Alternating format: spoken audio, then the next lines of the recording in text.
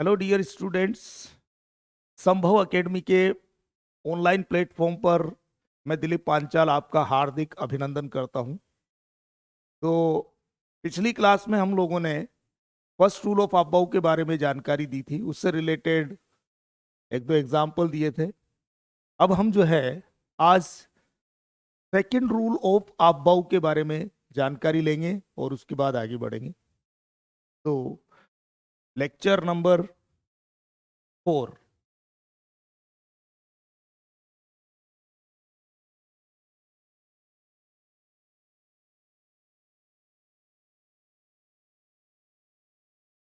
Lecture number 4।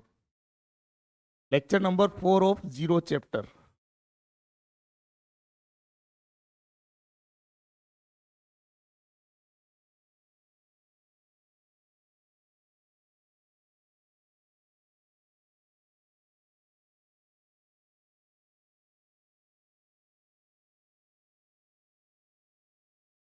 आज हम देखेंगे second rule of about. Second rule of about.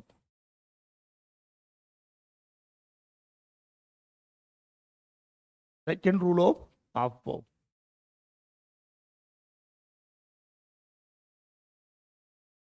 Second rule of about priority order में apply किया जाएगा। जब first rule of about fail हो जाए तभी सेकंड रूल ऑफ अबाउ लगा सकते हैं।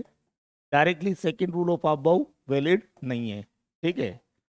अच्छा, फर्स्ट रूल ऑफ अबाउ कब फेल होगा?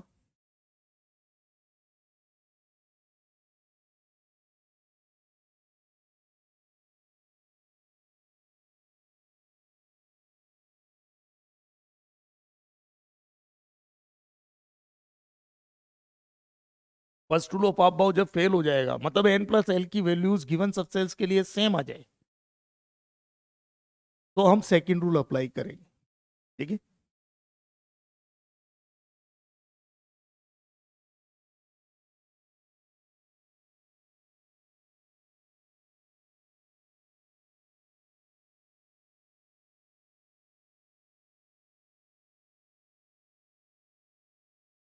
Second rule of about.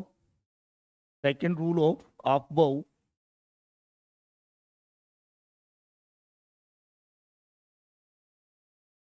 is valid is valid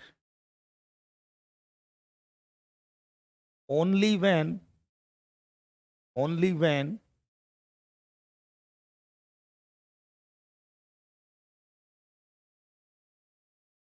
the first rule of above only when the first rule of above first rule of above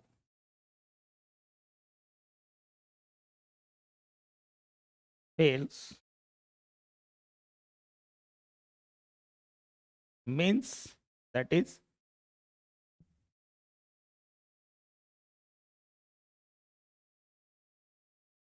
when the values of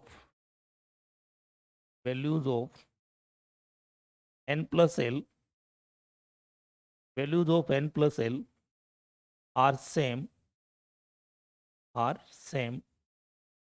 for the given subcells, for the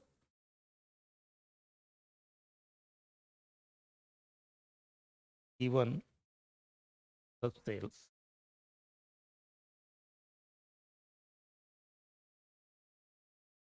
जो question में subcells दे रखे होंगे उनके लिए N plus l की values अगर same हो जाए तो फर्स्ट रूल फेल हो जाएगा। तभी हम लोग second rule of above apply कर सकते हैं, प्रायोरिटी सीक्वेंस। ठीक है। According to second rule of above according to second rule of above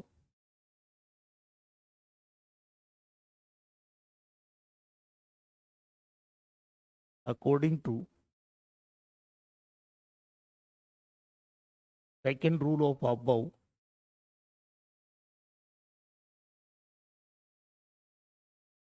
according to second rule of above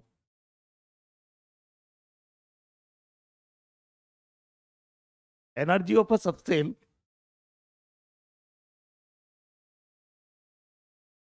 energy of a subcell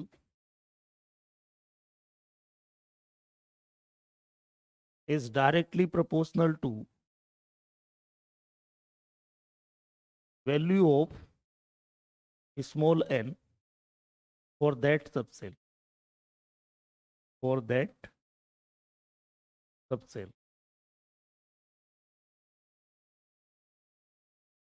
जिस सबसेल के लिए एन की value ज्यादा उसकी एनर्जी भी ज्यादा, जिस सबसेल के लिए एन की वैल्यू कम उस सबसेल के लिए एनर्जी भी कम। ये रिलेशन केवल तभी वैलिड है जब एन प्लस एल की वैल्यूज क्या हो, सेम। यही है second rule of above. This rule is this relation is valid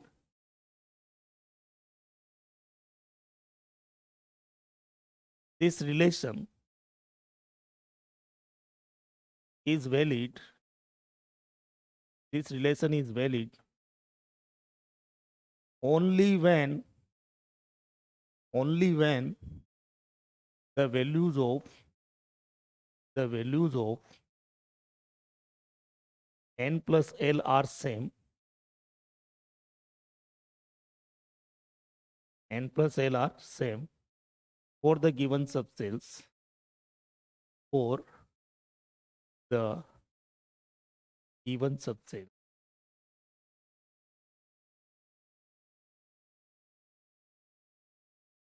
जब n प्लस एल की वैल्यूज दिए गए सबसेल्स के लिए समान हो तभी ये रूल लगा सकते हैं। This is called second rule of above. ठीक है, सेकेंड रूल ऑफ अबव से रिलेटेड एक एग्जांपल लेते हैं हम लोग। एग्जांपल जैसे मैंने लिया एक सबसेल लिया 2p और दूसरा सबसेल लिया 3s। ये दो सबसेल्स मैंने सोच समझ के लिए हैं थोड़ा। 2s के लिए n की वैल्यू कितनी है, n की वैल्यू है 2। p टाइप का सबसेल है तो l की वैल्यू कितनी है, l की वैल्यू है 1। तो n प्लस एल कितना हुआ, n plus l equal to 2 plus 1 that is equal to 3। n plus l equal to 3। यहां पर देखो 3s के लिए n की वैल्यू कितनी है, n की वैल्यू है 3। s टाइप का सबसेल है तो l की वैल्यू कितनी है, l की वैल्यू है 0।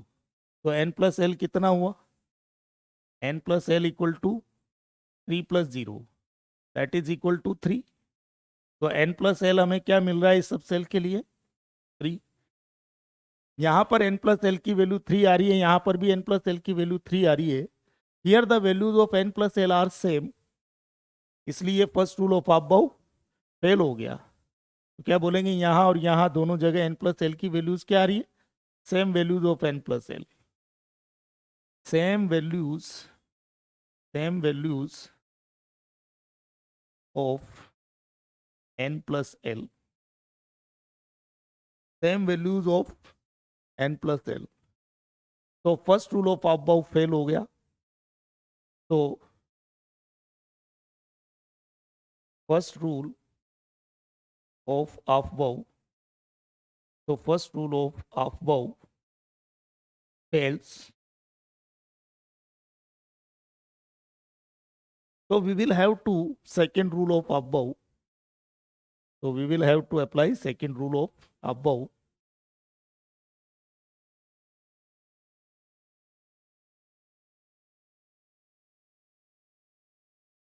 So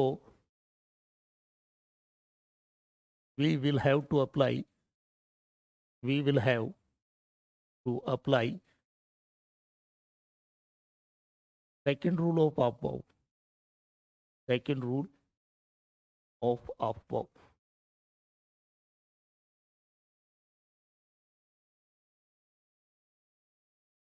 Second rule of above.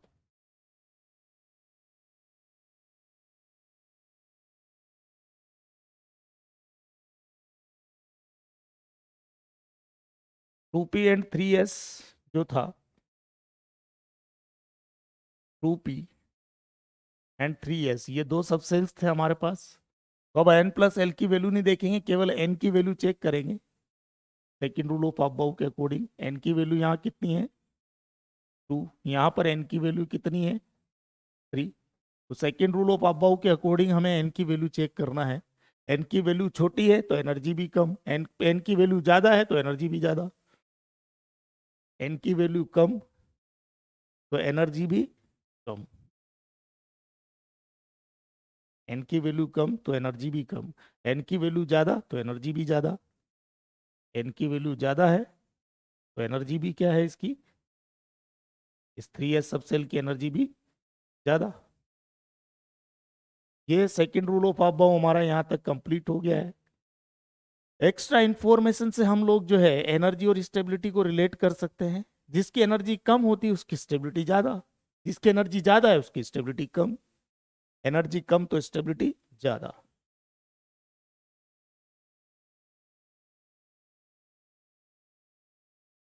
Energy कम तो स्टेबिलिटी ज्यादा, एनर्जी ज्यादा तो स्टेबिलिटी कम।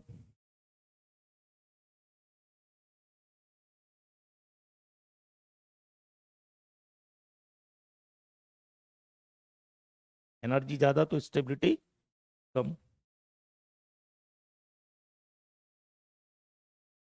ठीक है, तो ये सेकेंड रूल ऑफ अबव भी हमारा कंप्लीट हो गया। अब देखो क्वेश्चन कैसे आता है एग्जाम में, तो देख लेते हैं।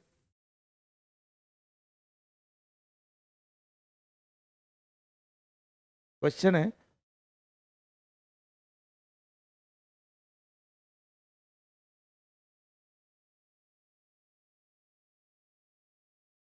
अरेंज द गिवन सबसेल्स,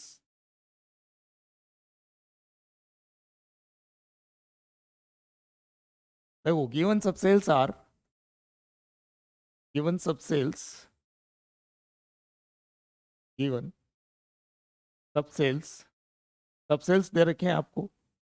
अभी जो लिखाया था मैंने 2p एंड 3s, वही ले लेता हूं मैं, 2p एंड 3s। ठीक है,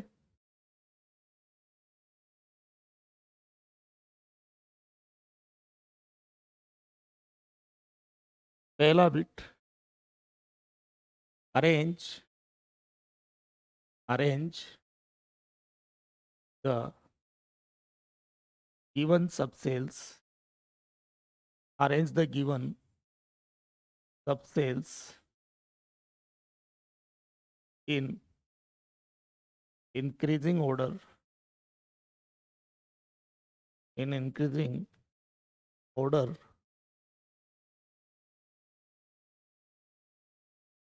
of their energy,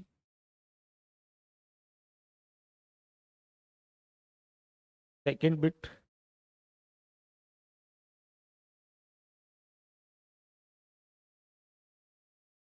arrange the given subcells, arrange the given subcells in decreasing order,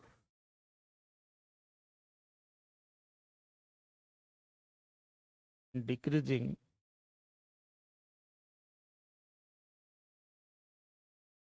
order of their stability,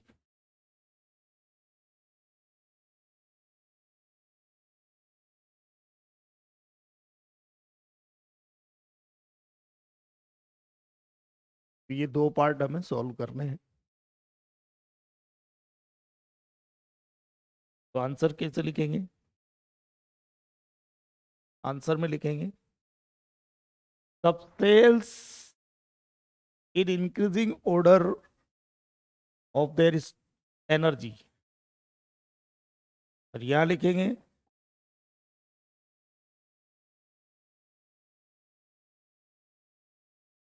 subcells in decreasing order of their stability। 2p and 3s में 2p 3s दोनों के लिए n plus L 3 है, लेकिन n इसका 2 है, n की value कम तो एनर्जी कम, इसके लिए n की वैल्यू ज़्यादा तो एनर्जी ज़्यादा। तो subcells in increasing order of their energy क्या लिखेंगे, 2p less than 3s, answer हो जाएगा 2p लेस देन 3s। यही लिखा देता हूं मैं।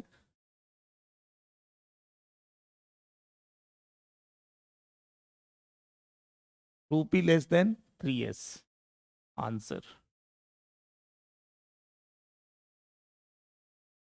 Arrange the given subshells in decreasing order of their stability. Energy कम है, एन की वैल्यू कम है तो एनर्जी कम है, तो स्टेबिलिटी ज्यादा। एन की वैल्यू ज्यादा है तो एनर्जी कम है तो स्टेबिलिटी ज्यादा। सॉरी, एनर्जी कम है, एन की वैल्यू कम, यहाँ एन की वैल्यू ज्यादा, एन की वैल्यू कम तो स्टेबिलिटी, तो एन की वैल्यू कम तो एनर्जी भी कम, तो स्टेबिलिटी ज्यादा। एन की वैल्यू ज्यादा तो एनर्जी भी ज्यादा और स्टेबिलिटी कम, तो ये ज्यादा स्टेबल, ये कम स्टेबल, ये ज्यादा स्टेबल, ये कम स्टेबल। तो 2p ग्रेटर देन 3s, ये डिक्रीजिंग ऑर्डर हो जाएगा स्टेबिलिटी का। 2p ग्रेटर देन 3s, जो एनर्जी का ऑर्डर था उसका जस्ट रिवर्स ऑर्डर होगा। ये आपका आंसर हो गया। ठीक है,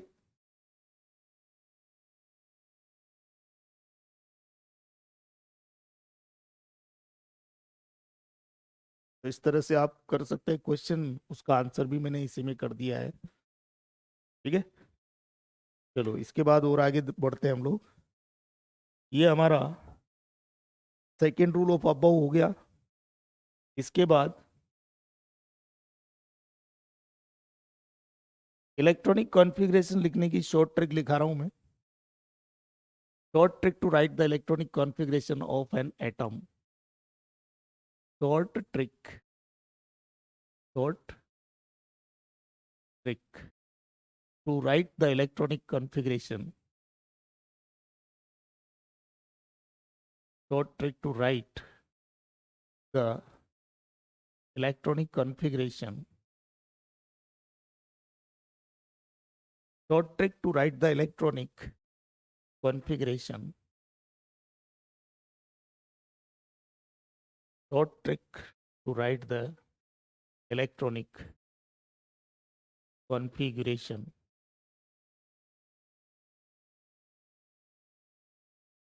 of an atom.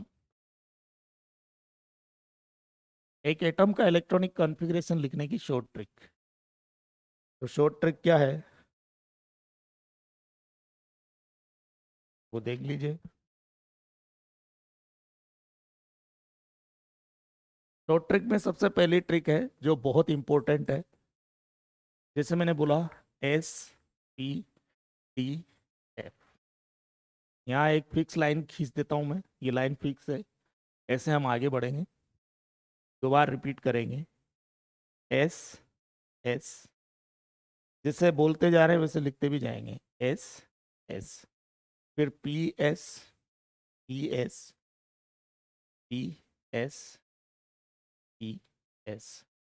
फिर D, P, S, D, P, S, D, P, S, फिर F, D, P, S,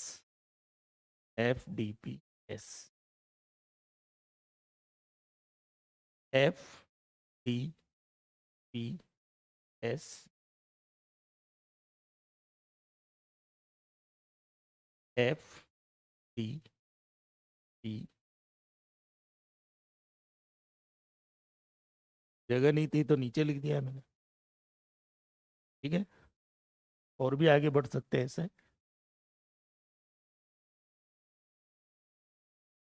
इसके बाद देखिए ट्रिक का दूसरा पार्ट है।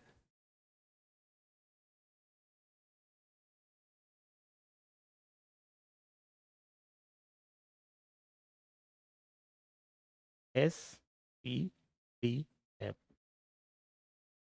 And so on. 1, 2, 3, 4, 1s, 2s, 3s and so on.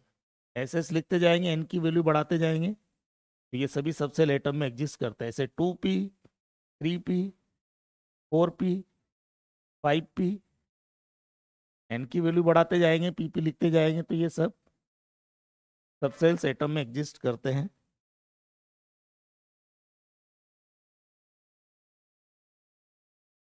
ठीक है।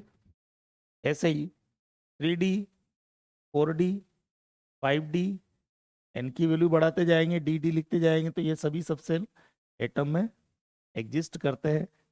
ऐसे ही 4f, 5f, 6f, 7f, 8f, ये सभी एग्जिस्ट करते हैं, एंड सो एग्जिस्ट करते हैं एटम में। 2p एग्जिस्ट करता है लेकिन 1p एग्जिस्ट नहीं करता।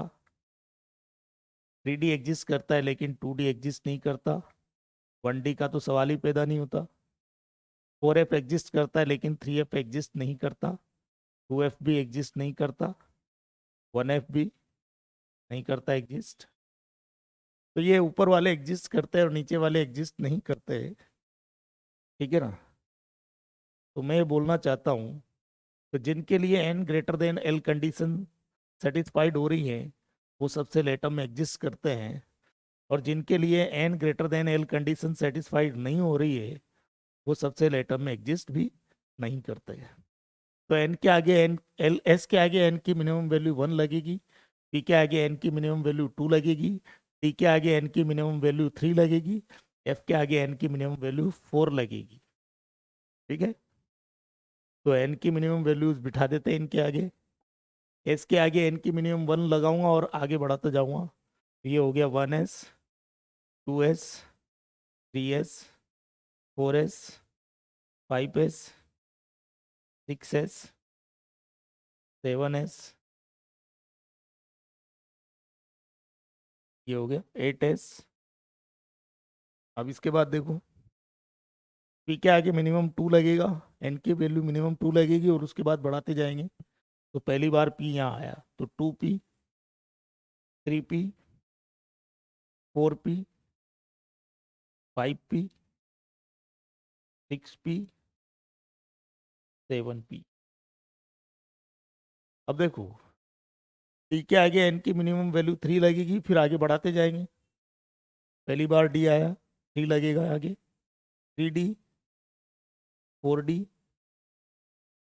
5d, 6d।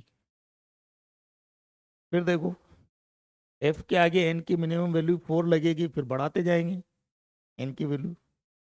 तो किसके आगे लगाना है, एफ के आगे मिनिमम 4 लगेगा, 4f, 5f। ठीक है। इसके बाद इनमें इलेक्ट्रॉन भरने की बात करेंगे हम लोग। कैसे याद रख सकते हो, सबसे पहली चीज क्या करनी है, S s, p s, p s, d p s, d p s, f d p s, f d p S, ऐसा लिख देना है। लिखने के बाद एस के आगे एन की मिनिमम वैल्यू 1 बिठाना और बढ़ाते जाना है इसके आगे। पी के आगे मिनिमम एन की वैल्यू 2 लगेगी पहली बार और फिर बढ़ाते जाना है पी के आगे। पी के आगे एन की मिनिमम वैल्यू 3 लगेगी और फिर बढ़ाते जाना है। एफ के आगे एन की मिनिमम वैल्यू 4 लगेगी, फिर बढ़ाते जाना है। ठीक है। इस तरह से ये सबसेल्स जो है मैंने इनको अरेंज कर दिया इनकी एनर्जी के इंक्रीजिंग ऑर्डर में, अबव प्रिंसिपल यूज करते हुए, या फिर बोल सकते हो इनकी स्टेबिलिटी के डिक्रीजिंग ऑर्डर में अरेंज कर दिया। तो लेफ्ट टू राइट जाने पर एनर्जी इंक्रीज हो रही है, स्टेबिलिटी डिक्रीज हो रही है। ठीक है। अब इनमें इलेक्ट्रॉन भरने की बात करेंगे।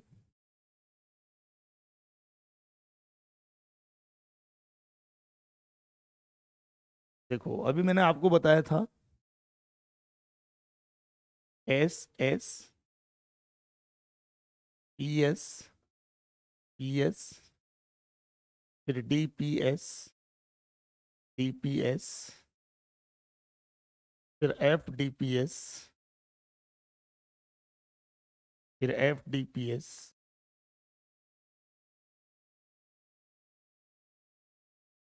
1s, 2s, 3s, 4s, 5s, 6s, 7s, 8s,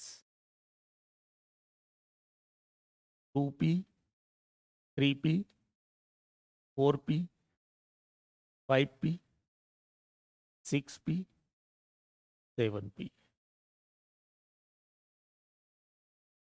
3d 4d 5d 6d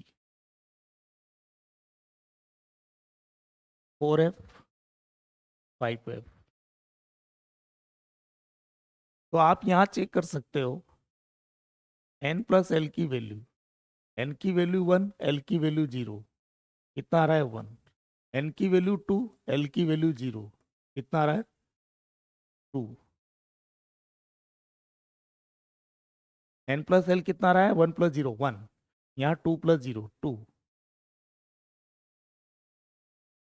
यहाँ n प्लस एल कितना आ रहा है 2 प्लस 1, 2 प्लस 1 दैट इज 3। यहाँ n प्लस एल कितना आ रहा है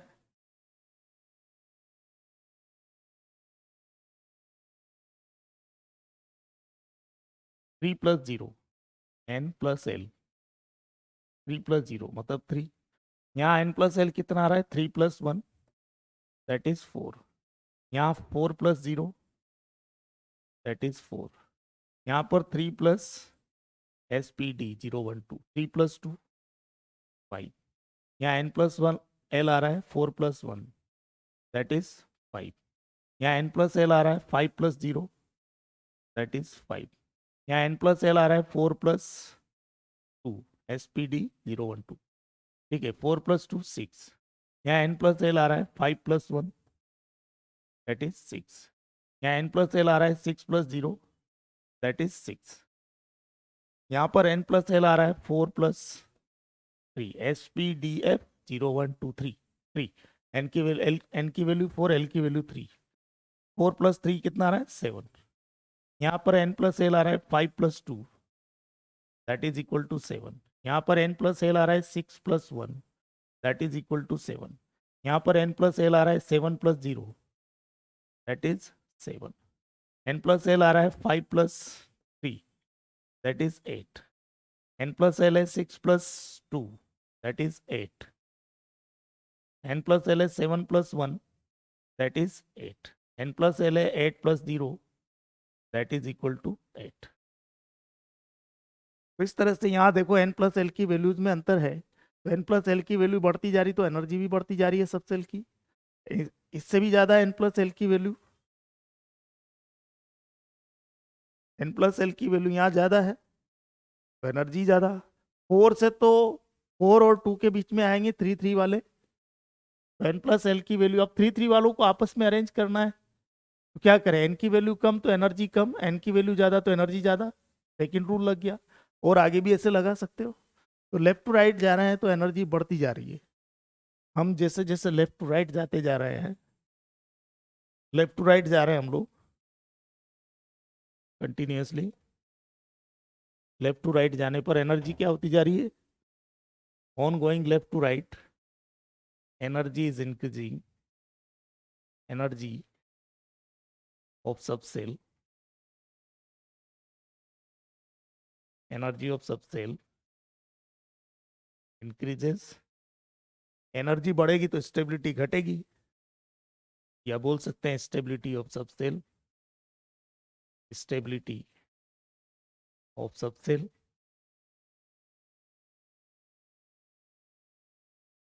डिक्रीजेस, ठीक है। तो ये हमारा इलेक्ट्रॉनिक कॉन्फ़िगरेशन लिखने का जो टारगेट था इस तरह से कंप्लीट हो गया है। अब हम इलेक्ट्रॉनिक कॉन्फ़िगरेशन लिखेंगे एटम्स का, ठीक है। एक और चीज जानते हैं इसमें,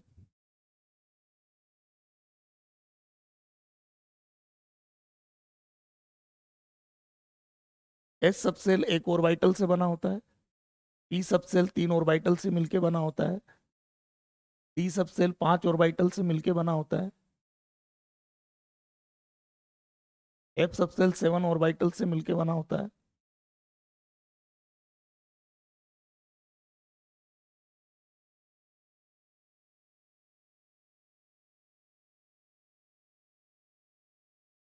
एस सबसेल एक ऑर्बिटल से बना होता है, इसमें अधिकतम 2 इलेक्ट्रॉन भरे जा सकते हैं, पी सबसेल 3 ऑर्बिटल से मिलके बना होता है, इसमें अधिकतम 6 इलेक्ट्रॉन भरे जा सकते हैं। हुंड रूल आगे पढ़ेंगे हम। पहले एक एक इलेक्ट्रॉन भरते हैं प्रत्येक ऑर्बिटल में, फिर ऑपोजिट स्पिन के साथ पेयरिंग कर देंगे। पी सब सेल में अधिकतम 6 इलेक्ट्रॉन भर सकते हैं, क्योंकि एक ऑर्बिटल में 2, तो 3 ऑर्बिटल में कितने हुए? अधिकतम 6। डी सब सेल 5 ऑर्बिटल से मिलकर बना होता है। डी सब सेल 5 ऑर्बिटल से मिलकर बना होता है, ये आप जानते हैं। तो हुंड रूल से पहले एक एक इलेक्ट्रॉन भरेंगे, फिर उसके बाद ऑपोजिट स्पिन के साथ पेयरिंग कर देंगे। ऑपोजिट स्पिन के साथ रहेंगे सेम ऑर्बिटल में 2 इलेक्ट्रॉन। पाउलीज एक्सक्लूजन प्रिंसिपल होता है ये, ठीक है। अच्छा, वो भी आगे पढ़ेंगे हम लोग। तो पहले एक एक इलेक्ट्रॉन भरेंगे, फिर ऑपोजिट स्पिन के साथ पेयरिंग कर देंगे, तो ये हो गया आपका डी में 10 इलेक्ट्रॉन। 5 ऑर्बिटल है तो 5 दूना 10, 10 इलेक्ट्रॉन अधिकतम भरे जा सकते हैं डी सबसेल में। एफ सबसेल 7 ऑर्बिटल से मिलके बना होता है। एफ सबसेल कितने ऑर्बिटल से मिलके बना होता है? 7 नंबर ऑफ ऑर्बिटल से मिलके बना होता है एफ सबसेल।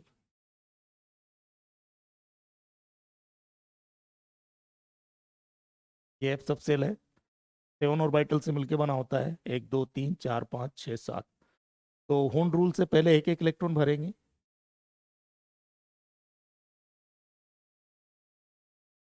फिर ऑपोजिट स्पिन के साथ पेयरिंग कर देंगे इलेक्ट्रॉन की।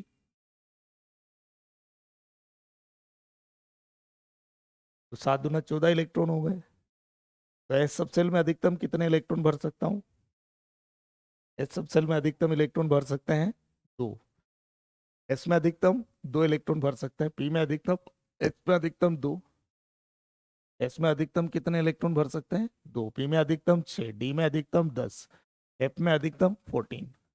देखो 4 4 बढ़ाते जाओ, 2 और 4 6, 6 4 10, 10 4 14। जी में अधिकतम 14 और 4 18। एच में अधिकतम 18 और 4 22, 22 इलेक्ट्रॉन। ऐसे आगे बढ़ सकते हैं, एंड सो ऑन, ठीक है। तो इस चीज को मैं लिख देता हूं।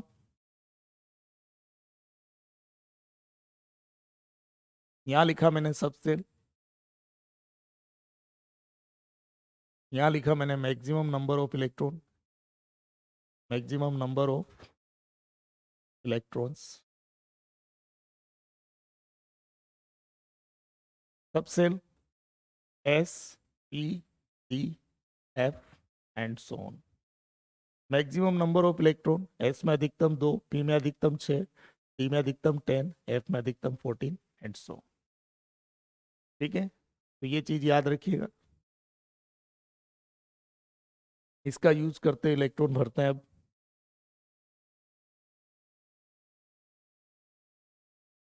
मैंने बोला था इलेक्ट्रॉनिक कॉन्फ़िगरेशन लिखने के लिए, मैंने बोला था कैसे कैसे लिखते हैं। S p, s p d f लिखो तो s s p s p s d p s d p s f d p s f d p s.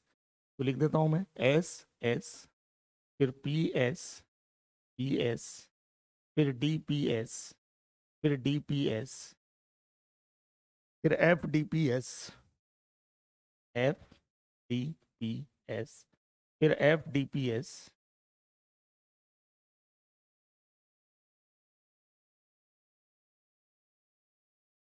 S के आगे एन की वैल्यू मिनिमम 1 लगेगी, फिर बढ़ाते जाएंगे। 1s, 2s, 3s, 4s, 5s, 6s, 7s, 8s। फिर P के आगे एन की वैल्यू 2 लगेगी पहली बार, फिर बढ़ाते जाएंगे। 2p, 3p, 4p, 5p, 6p, 7p। फिर डी के आगे एन की वैल्यू बढ़ाते जाएंगे, कम से कम 3 लगेगी पहली बार डी के आगे। 3d, 4d, 5d, 6d। F के आगे एन की मिनिमम वैल्यू 4 लगेगी पहली बार, फिर बढ़ाते जाएंगे। 4f, 5f। अब इलेक्ट्रॉन भर देते हैं अधिकतम। एस सब सेल में अधिकतम कितने इलेक्ट्रॉन भरे जा सकते हैं? 2। पूरा भरने के बाद आगे बढ़ेंगे। एस में 2, पी में अधिकतम 6, एस में 2, पी में 6, एस में 2, डी में अधिकतम 10, पी में 6, एस में 2 अधिकतम, टी में अधिकतम 10, पी में 6, एस में 2, एफ में 14, टी में 10, पी में 6, एस में 2, एफ में 14, टी में 10, पी में 6, एस में 2। तो इस तरह से मैंने कितने इलेक्ट्रॉन भर दिए, 2 2 4 6 4 10 2 12 6 18 19 20 10 30 6 36 37 38 10 48 49 50 6 56 56 और 14 70 10 80 86 87 88 89 90 10 100 14 8 26 120 120। जिस एटम का एटॉमिक नंबर 120 होगा उसमें 120 इलेक्ट्रॉन्स एंड 120 प्रोटॉन्स। तो 120 एटम्स जो है, 120 इलेक्ट्रॉन्स भर दिए मैंने न्यूट्रल एटम में। ठीक है, तो जो एटम होता है, जिस एटम का एटॉमिक नंबर 120 है, उसमें इलेक्ट्रॉन इस तरह से भरे जाएंगे। ज़्यादा स्टेबल सबसे पहले भरा जाता है, जब तक वो पूरा भर जाए, जब तक वो पूरा नहीं भर जाता है तब तक आगे नहीं बढ़ना। फिर उसके बाद उससे कम स्टेबल सबसेल भरा जाता है, पूरा भर जाएगा, फिर उसके बाद आगे बढ़ेंगे, फिर आगे बढ़ेंगे ऐसे। ठीक है, तो लेफ्ट टू राइट हम सबसेल्स को भरते हैं। So this was about electronic configuration of different atoms present, electronic configuration of different atoms। जैसे 120 तक का तो मैंने समझाया आपको, अब किसी भी एटम का लिख सकते हो इससे। ठीक है,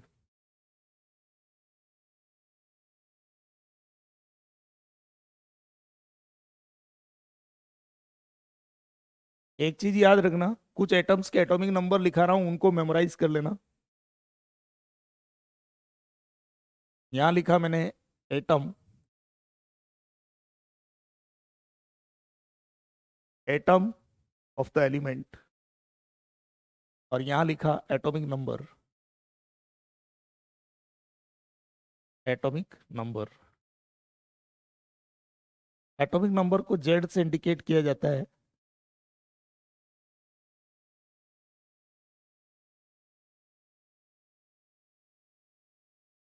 हाइड्रोजन एटम जो है उसका एटॉमिक नंबर 1 होता है। हीलियम एटम का एटॉमिक नंबर 2 होता है। लिथियम एटम है, उसका एटॉमिक नंबर 3 होता है। बेरिलियम एटम का एटॉमिक नंबर 4 होता है। बोरोन एटम का एटॉमिक नंबर 5 होता है। और देखिए, atom, atomic number Z. Carbon atom का एटॉमिक नंबर 6, नाइट्रोजन एटम का एटॉमिक नंबर 7, ऑक्सीजन एटम का एटॉमिक नंबर 8, क्लोरीन एटम का एटॉमिक नंबर 9, नियोन एटम का एटॉमिक नंबर होता है 10।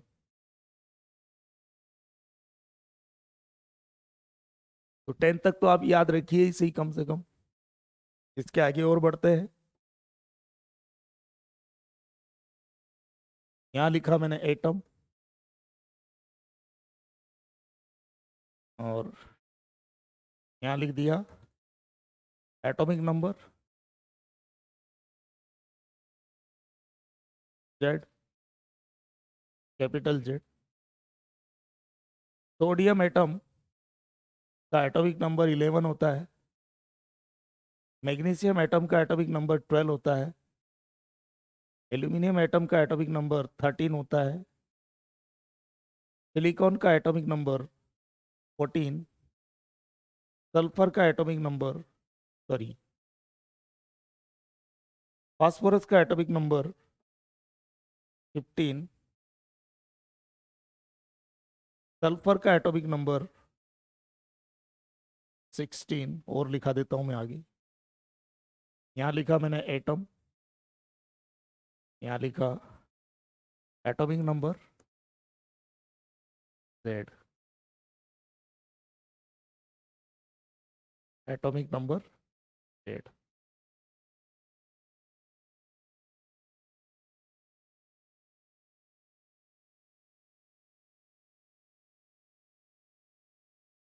सल्फर का एटॉमिक नंबर 16, क्लोरीन का एटॉमिक नंबर 17, आर्गन का एटॉमिक नंबर 18, पोटासियम का एटॉमिक नंबर 19, कैल्शियम का एटॉमिक नंबर 20। फिलहाल आप 20 तक याद कर लीजिए, इससे काम हो जाएगा हमारा, और आगे बढ़ेंगे तो और डिस्कस कराते जाएंगे। ठीक है।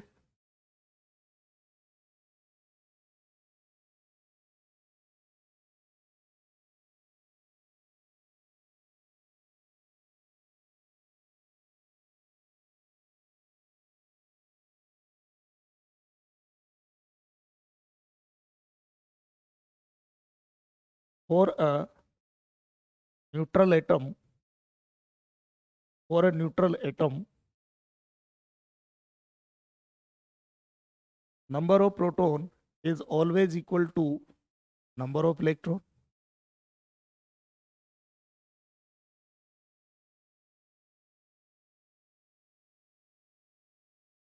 For any atom, for any atom, Z is always equal to, Z is always equal to number of protons present in the nucleus of an atom। So Z is always equal to number of protons। Neutral atom के लिए number of proton number of electron के equal होगा हमेशा, जब neutral atom होगा तब। लेकिन कुछ भी केस हो, एटम हो या आयन हो, जेड की वैल्यू हमेशा नंबर ऑफ प्रोटॉन्स के इक्वल होती है, हमेशा। ठीक है, तो ये दोनों बातें याद रखनी है। कुछ एटम्स है, उनके एटॉमिक नंबर, जैसे मैंने बोला हाइड्रोजन एटम है, हाइड्रोजन एटम का एटॉमिक नंबर है 1, तो नंबर ऑफ प्रोटॉन कितने होंगे, हमेशा 1 ही होगा। जेड हमेशा नंबर ऑफ प्रोटॉन के इक्वल होता है, क्योंकि न्यूट्रल एटम है, कोई चार्ज नहीं है, इसलिए number of proton number of electron बराबर होंगे। एक इलेक्ट्रॉन है तो इलेक्ट्रॉनिक कॉन्फ़िगरेशन होगा 1s1। जैसे हीलियम एटम है, एटॉमिक नंबर 2, तो नंबर ऑफ प्रोटॉन भी 2 होंगे इसमें। न्यूट्रल एटम है, so number of proton equal to number of electron, 2 electron है तो इलेक्ट्रॉनिक कॉन्फ़िगरेशन होगा 1s2। Lithium atomic number 3, number of proton 3, neutral atom है इसलिए number of proton equal to number of electron होगा। Z हमेशा ही number of proton के equal होता है, तो 3 इलेक्ट्रॉन है तो इलेक्ट्रॉनिक कॉन्फ़िगरेशन होगा 1s2 2s1। लिथियम, बेरिलियम का एटॉमिक नंबर होता है 4, नंबर ऑफ प्रोटॉन हमेशा 4 होंगे इसमें। न्यूट्रल एटम है तो number of electron equal to number of proton equal to number of electron, तो 4 इलेक्ट्रॉन कैसे होंगे, 1s2 2s2। बोरॉन का एटॉमिक नंबर होता है 5, तो नंबर ऑफ प्रोटॉन भी 5 ही होंगे। न्यूट्रल एटम है so number of proton equal to number of electron, 5 electron कैसे भरे होंगे, 1s2 2s2 2p1। ठीक है, इसके बाद कार्बन की बात करते हैं। कार्बन का एटॉमिक नंबर होता है 6, number of proton 6, number of electron भी 6। न्यूट्रल एटम है, 6 इलेक्ट्रॉन होंगे, प्रोटॉन इक्वल टू इलेक्ट्रॉन, तो 6 इलेक्ट्रॉन कैसे होंगे, ये बताया था ना मैंने, s p d f, s s s s p s p s इतनी जरूरत ही नहीं पड़ेगी, 6 इलेक्ट्रॉन भरना है, तो एस में दो, एस में दो, बचे हुए दो यहाँ पी में भर दो, हो गए 2 2 4 2 6।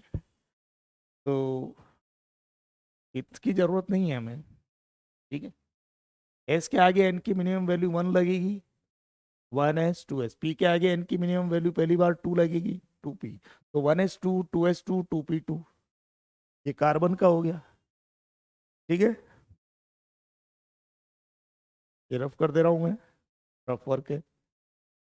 अब देखो कार्बन के बाद नाइट्रोजन की बात करें, नाइट्रोजन का एटॉमिक नंबर होता है 7, नंबर ऑफ प्रोटॉन भी कितने, 7, नंबर ऑफ इलेक्ट्रॉन भी 7, न्यूट्रल एटम है चूंकि, तो 7 इलेक्ट्रॉन कैसे भरे होंगे, 1s2 2s2 2p3, 1s2 2s2 2p3।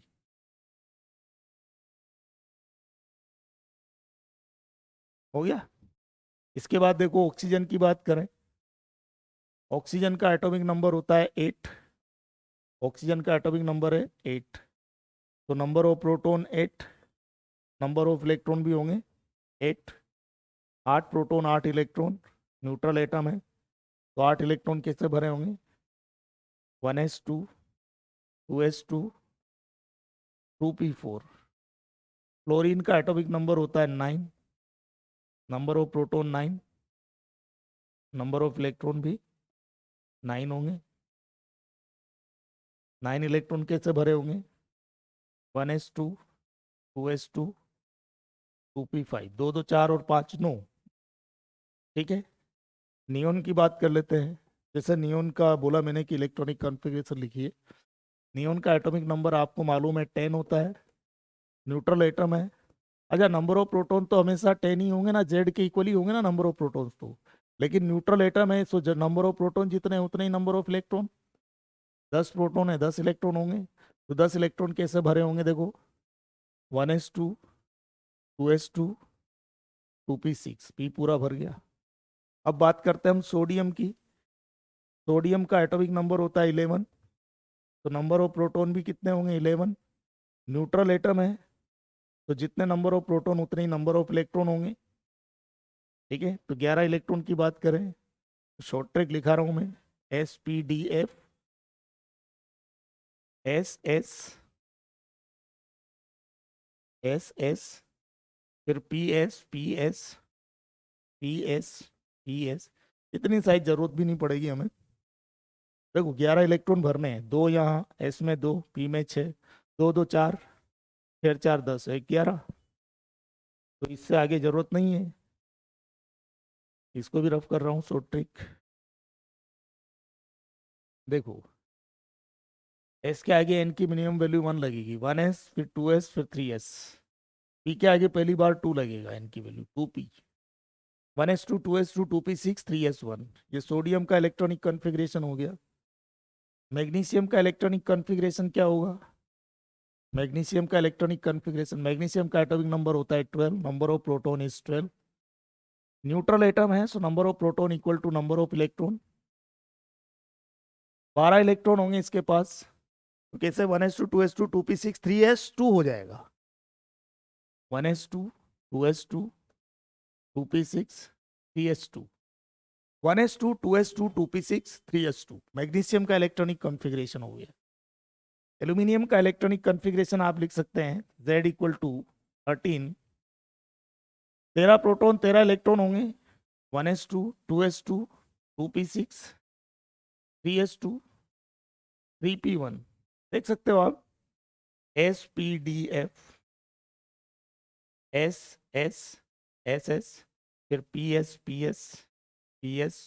ऐसे आएगा ना, तो उससे जरूरत नहीं पड़ेगी उतनी ज्यादा, जितना लिखा है उतना ही सफिशियंट है।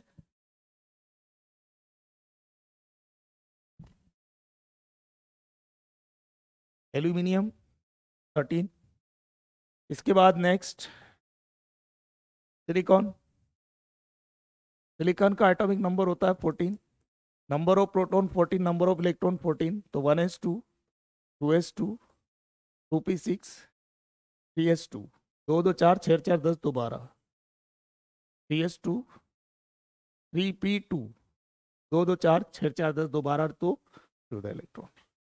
फास्फोरस Z इक्वल टू 15 होता है, 15 प्रोटॉन 15 इलेक्ट्रॉन, 15 इलेक्ट्रॉन होंगे, 1s2 2s2 2p6 3s2 3p3। Sulphur 16, atomic number 16, 16 proton 16 electron. तो 16 इलेक्ट्रॉन कैसे होंगे? 1s2, 2s2, 2p6, 3s2, 3p4, 2 2 4 6 4 10 2 12 4 16। Chlorine का एटॉमिक नंबर होता है 17, 17 प्रोटॉन होंगे, 17 इलेक्ट्रॉन होंगे। इलेक्ट्रॉनिक कॉन्फ़िगरेशन होगा 1s2, 2s2, 2p6, 3s2, 3p5।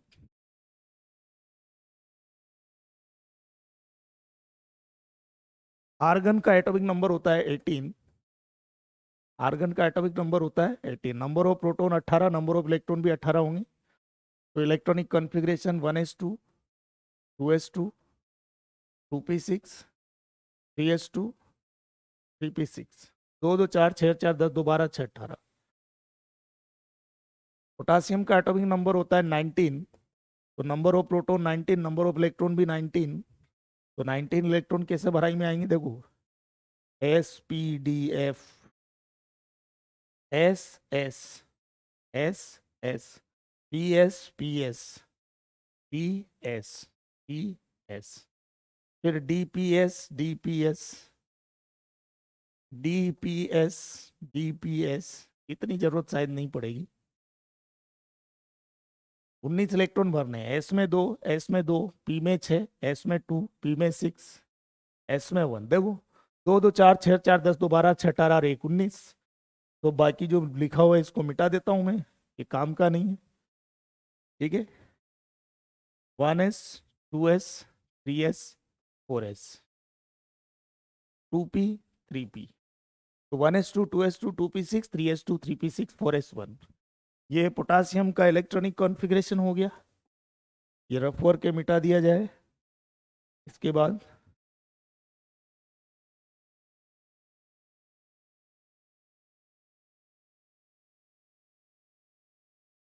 Calcium, calcium का एटॉमिक नंबर होता है 20। तो इलेक्ट्रॉनिक कॉन्फ़िगरेशन क्या होगा? 1s2, 2s2, 2p6, 3s2, 3p6, 4s2 हो जाएगा। ठीक है, 1s2, 2s2, 2p6, 3s2, 3p6, 4s2। ये इलेक्ट्रॉनिक कॉन्फ़िगरेशन होगा कैल्शियम का, एटसेट्रा। इस तरह से और भी एटम्स के इलेक्ट्रॉनिक कॉन्फ़िगरेशन आप लिख सकते हैं, लेकिन कैल्शियम तक तो एटलीस्ट आपको इलेक्ट्रॉनिक कॉन्फ़िगरेशन लिखना आना ही चाहिए। तो इलेक्ट्रॉनिक कॉन्फ़िगरेशन के बारे में जानकारी हमारी आज हो गई है। ठीक है, जो मेन आपको ऑर्गेनिक केमिस्ट्री के लिए नीडफुल है उतना मैंने करवा दिया, और आगे भी एक्सेप्शंस जो होंगे अबव प्रिंसिपल के वो भी डिस्कस कराए जाएंगे। लेकिन आज के लिए इतना ही करते हैं, अगली क्लास में मिलते हैं। Till then good bye, thank you all.